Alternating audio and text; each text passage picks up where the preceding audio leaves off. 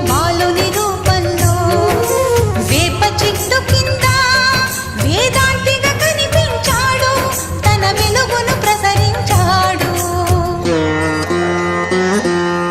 పగలూరే ధ్యానం పరమాత్మునిలో